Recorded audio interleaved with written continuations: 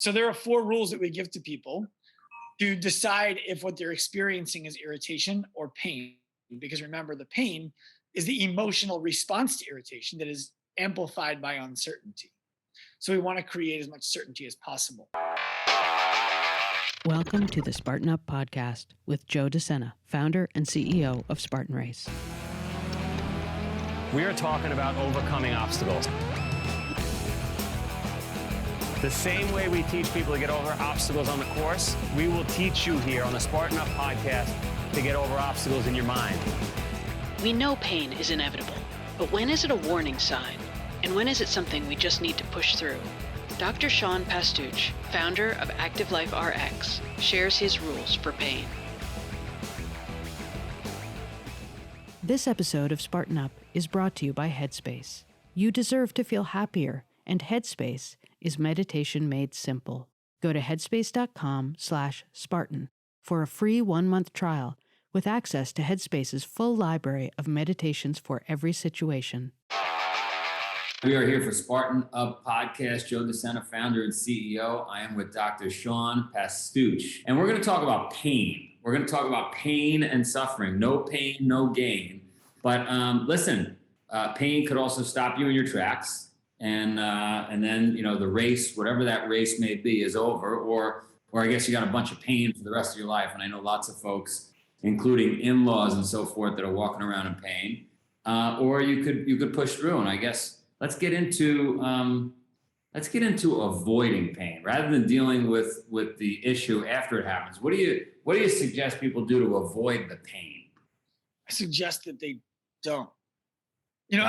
I think that we can get to exactly what pain is here momentarily. And I think that would be helpful for people. But I think that the biggest mistake that people make, not only in their physical life, but in their business life, in their relationship life, in all aspects of life, is they feel pain and they avoid it. Because they're like, this pain is going to be the thing that kills me. And that's a normal response to it. And if you want to be a normal person, which, by the way, in the United States means probably overweight, maybe obese, definitely on some kind of medication, and chasing your wallet, then keep avoiding pain.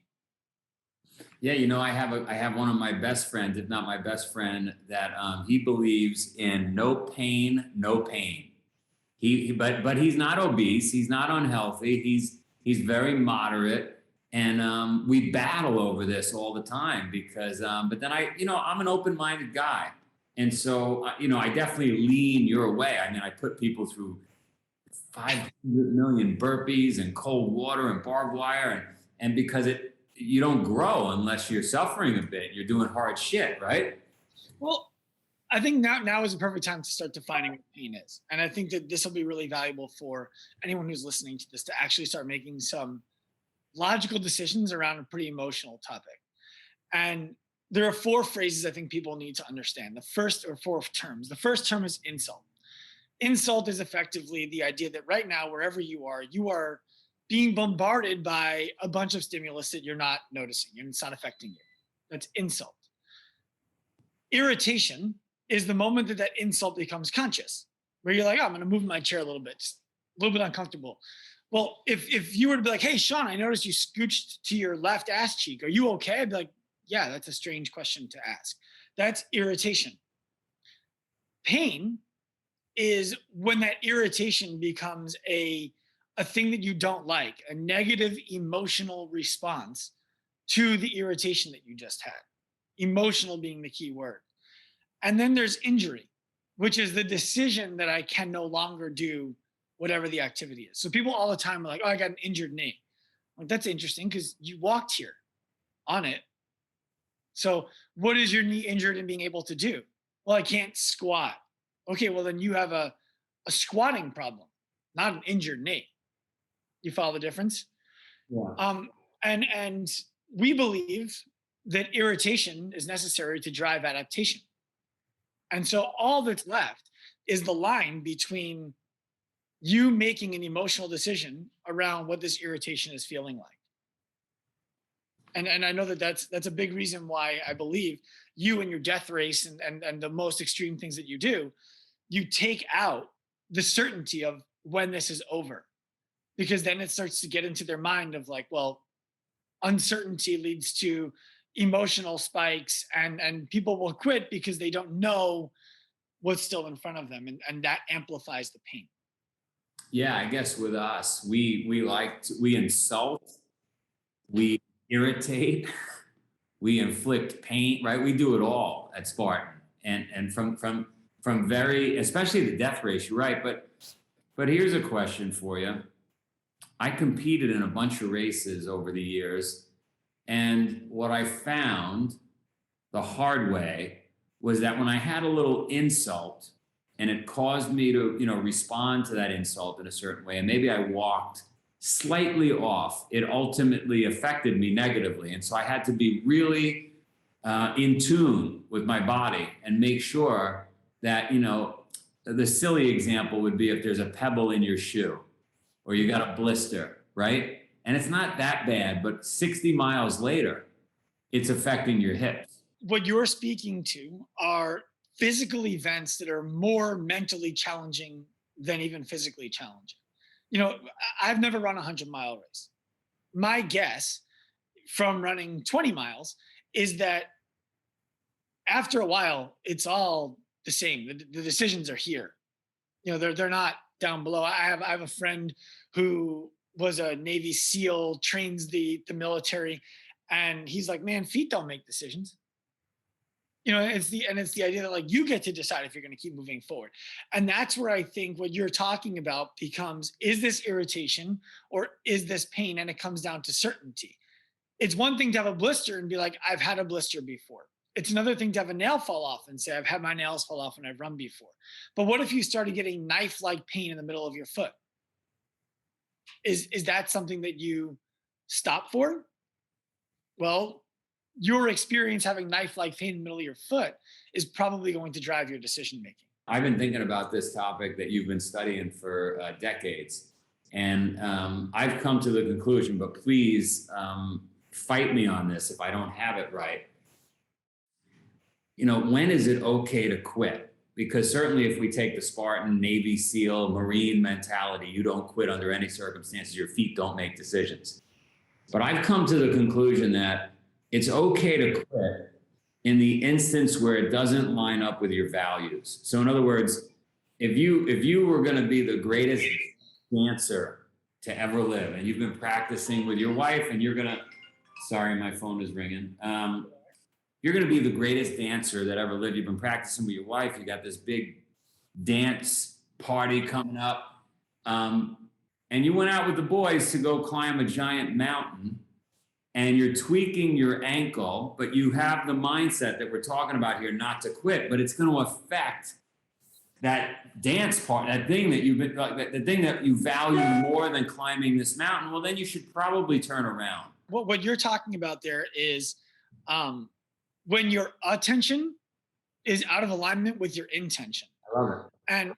And what I mean by that is if I sign up for a Spartan race and the next weekend I know I have something going on that is really important that I've been working towards for a long time, that I want to do well, and I start doing the Spartan race and I'm noticing that my body is starting to break down. I'm not prepared the way I want it to be. My feet are starting to hurt in a way that is going to make it really hard to use them a week from now. My hands are getting beat up and I'm going to use them tomorrow at work.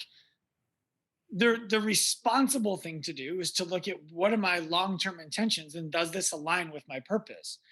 And I think it's okay to say, no, it doesn't. I like to say tough people make tough decisions. They don't just tough through things.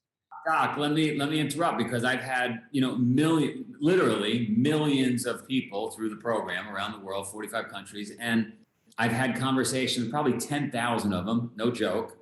In the moment when the bullets are flying and the knife pain is in the foot, you can't make clear decisions.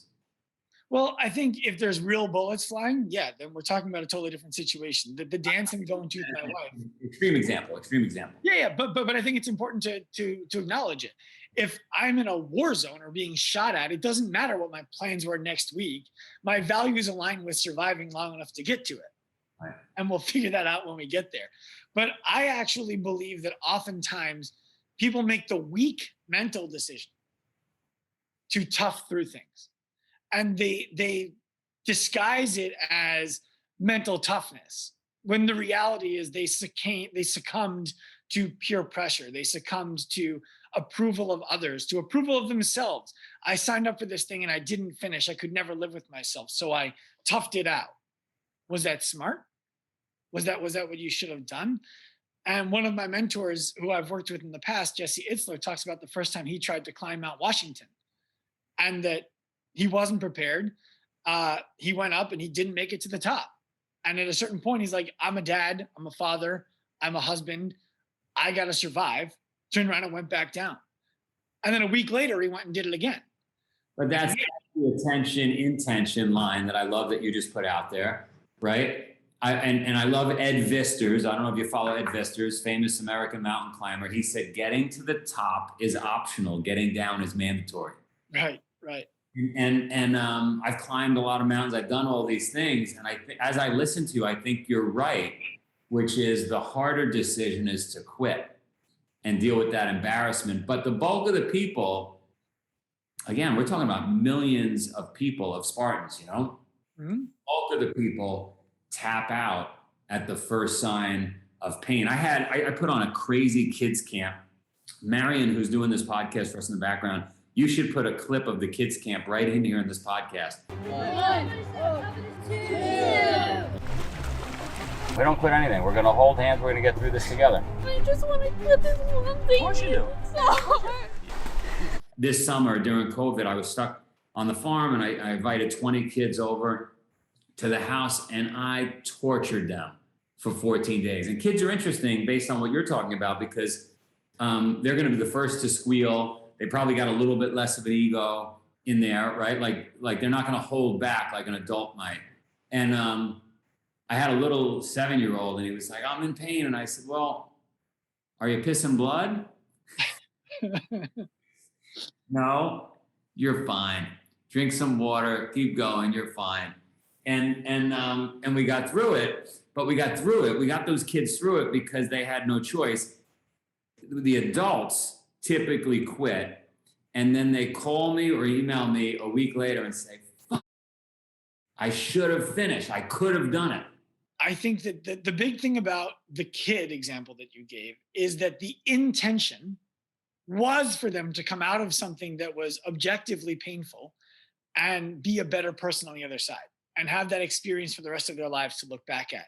And if it didn't hurt, if it wasn't uncomfortable, it wouldn't have been worth it to do it. For the adults, they're making decisions with a kid's brain. We'll be right back to the interview, but first I want to talk to you about today's sponsor, Headspace.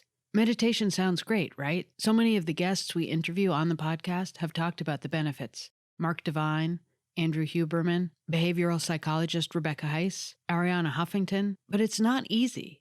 Today's sponsor, Headspace, is changing that. You probably tried meditation before and it didn't work, right? Or maybe you felt like you were doing it wrong. If mental health is part of your plan, and it should be, you owe it to yourself to try Headspace.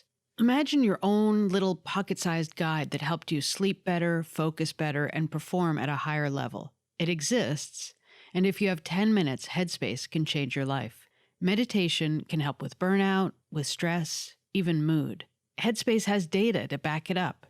Check out the numbers. 4 weeks of Headspace can increase focus by 14%. Only 3 weeks of use has been shown to cut aggression to negative feedback by a whopping 57%. That's huge. And with Headspace, you can be 28% less sad in just 10 days. You deserve to feel happier, and Headspace is meditation made simple. Go to headspace.com/Spartan. That's headspace.com/Spartan. And you'll get a free 1-month trial with access to Headspace's full library of meditations for every situation. This is the best deal they offer right now, so just do it. Head to headspace.com/Spartan and check it out. Okay, back to the interview. I think that the big thing about the kid example that you gave is that the intention was for them to come out of something that was objectively painful and be a better person on the other side and have that experience for the rest of their lives to look back at.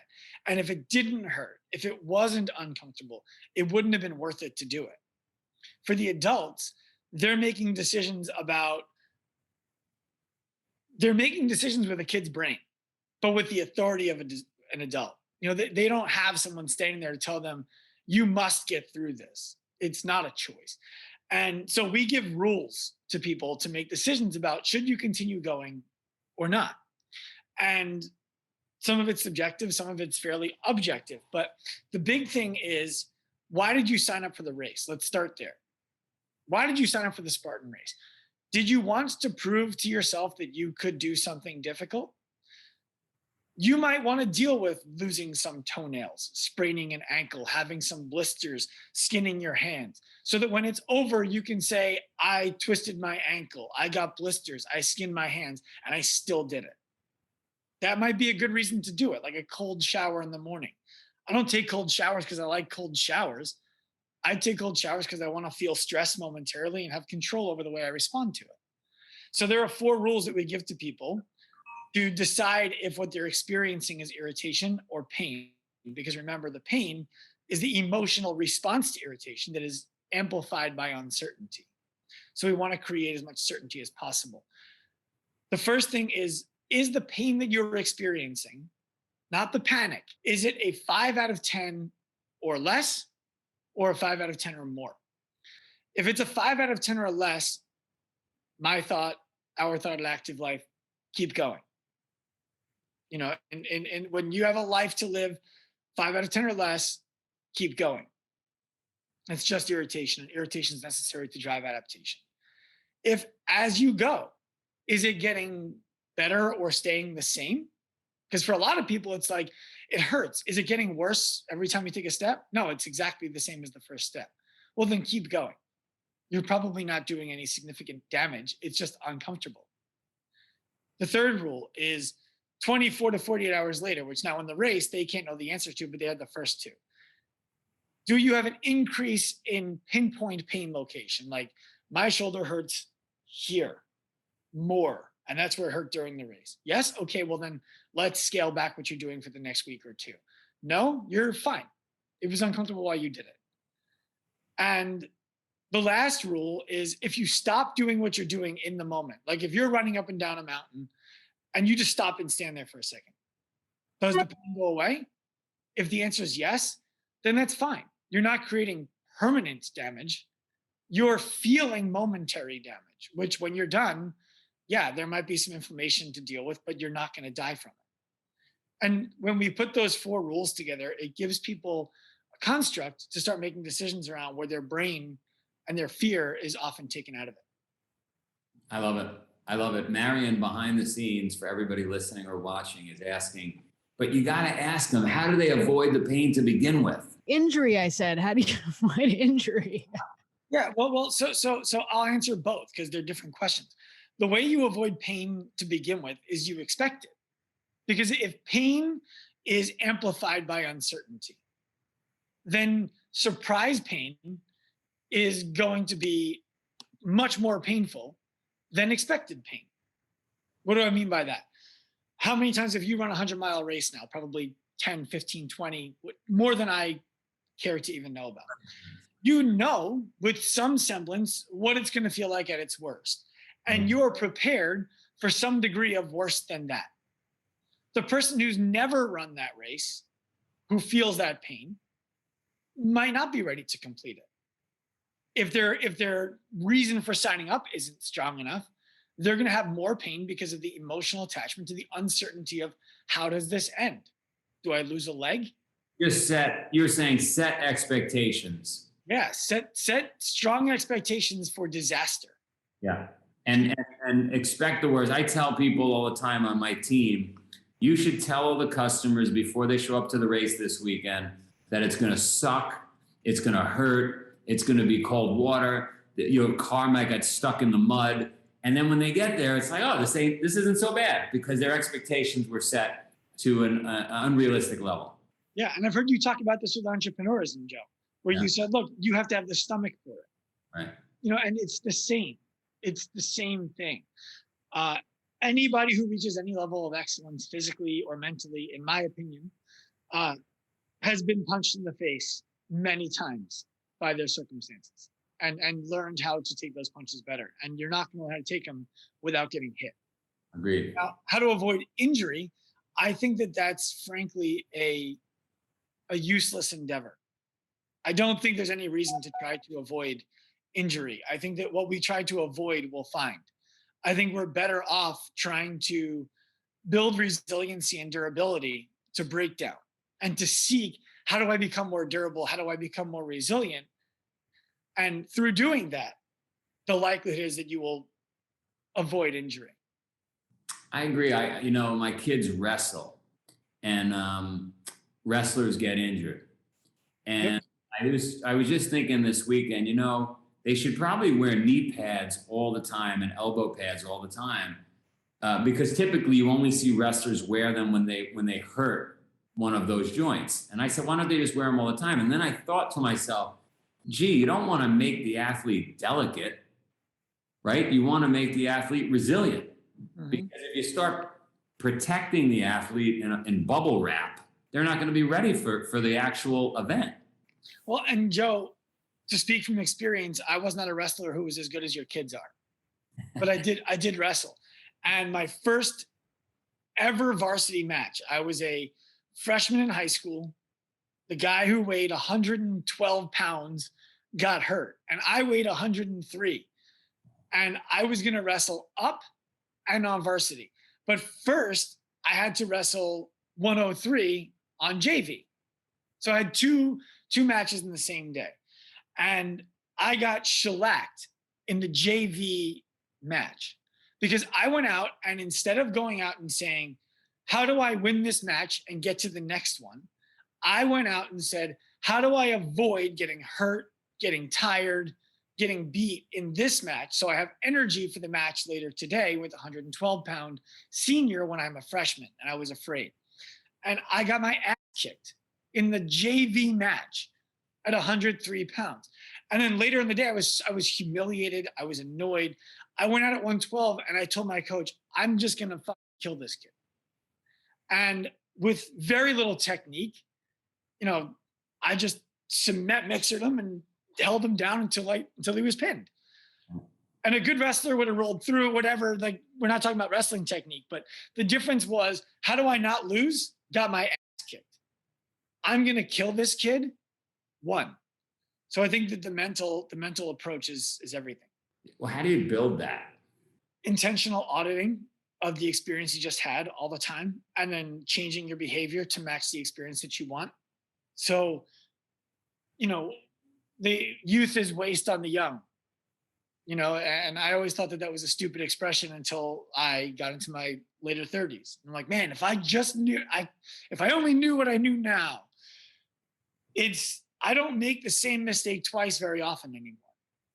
And that's because instead of seeking to be right all the time and trying to present as if I know and I'm capable and I am already there, I like to come to the table with somebody help me do this better. And that allows me to never do things the same way.